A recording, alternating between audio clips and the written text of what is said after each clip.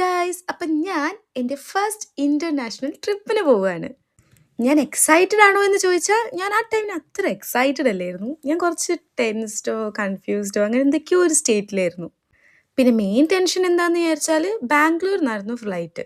അപ്പോൾ അവിടുത്തെ ട്രാഫിക്കും ഇതൊക്കെ കഴിഞ്ഞ് അവിടെ എത്തുമ്പോഴേക്ക് അയ്യോ എനിക്ക് കയറാൻ പറ്റുമോ അങ്ങനെ ഇങ്ങനെ എന്നൊക്കെ നല്ല ടെൻഷൻ ഉണ്ടായിരുന്നു. അതുകൊണ്ട് തന്നെ ഞാൻ കുറച്ച് നേരത്തെയാണ് ഇറങ്ങിയത്. ബാംഗ്ലൂരിൽ ആ ടൈം ആക്ച്വലി കാണാൻ ഭയങ്കര ഭംഗിയാണ്. ബട്ട് എന്താ സീനെന്ന് വെച്ചാൽ ഈ മുടിഞ്ഞ ട്രാഫിക് കഴിഞ്ഞ് അവിടെ എത്തുമ്പോഴേക്കും ഒരു വഴിയാവും. കണ്ടാ? ഞാൻ വെളിച്ചമുള്ളപ്പോഴാണ് വീഡിയോ എടുത്തു തുടങ്ങി. പീരീഡായി. അത്രയ്ക്ക് ട്രാഫിക്കായിരുന്നു. എത്താനായപ്പോഴത്തേക്കും എൻ്റെ മനസ്സിൽ ആ ഒരു എക്സൈറ്റ്മെൻറ്റ് കൂടി കൂടി വരുന്നുണ്ടായിരുന്നു. ഫസ്റ്റത്തെ ആ ടെൻഷനും കാര്യങ്ങളൊക്കെ കുറച്ച് കുറച്ചായി കുറഞ്ഞു വന്നു. അങ്ങനെ ഞങ്ങൾ എയർപോർട്ടെത്തി. ഞാൻ ഫസ്റ്റ് ടൈമാണ് ബാംഗ്ലൂർ എയർപോർട്ട് കാണുന്നത് and it was really good. Airport ഭയങ്കര ബിഗ്ഗായിരുന്നു ആൻഡ് അതിൻ്റെ ഡെക്കോസൊക്കെ കാണാൻ നല്ല ഭംഗിയുണ്ടായിരുന്നു. ഞാനാണെങ്കിൽ മെയിൻലി ഉറക്കക്ഷീണത്തിലിരുന്നു. തലേ ദിവസം ബസ്സിൽ വന്നതുകൊണ്ട് തന്നെ തീരെ ഉറങ്ങാനും പറ്റിയില്ല. പിന്നെ എക്സൈറ്റ്മെൻറ്റിൻ്റെ കേസ് വേറെ. എൻ്റെ കണ്ണൊക്കെ ഞാൻ കഷ്ടപ്പെട്ട് തുറന്നു പിടിക്കുന്ന വരെയൊക്കെ എനിക്ക് ഫീൽ ചെയ്യുന്നുണ്ടായിരുന്നു.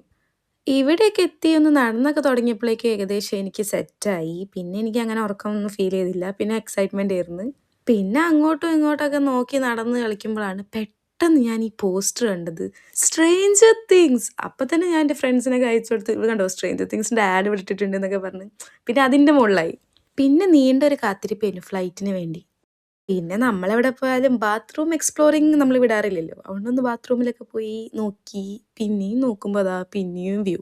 അപ്പോൾ പിന്നെയും കുറച്ച് വീഡിയോസ് എടുത്തു. പിന്നെ ഞാൻ നോക്കുമ്പോൾ അവിടെ ഇങ്ങനത്തെ ഒരു വ്യൂ. അപ്പോൾ ഞാൻ വിചാരിച്ചു എന്നാൽ പിന്നെ ഇതും കൂടി എടുക്കാം. എല്ലാം കൂടെ എടുത്ത് ഞങ്ങൾ അവിടേക്ക് നടന്ന് ഫ്ലൈറ്റിൽ കയറി നമ്മളുടെ ഡെസ്റ്റിനേഷൻ എത്തി. ഡെസ്റ്റിനേഷൻ എവിടെയാണെന്ന് ഞാൻ അടുത്ത വീഡിയോയിൽ പറയാം. അപ്പോൾ നല്ലൊരു സൺറൈസും പാസ്സാക്കി നമ്മൾ അവിടുന്ന് കയറുകയാണ്.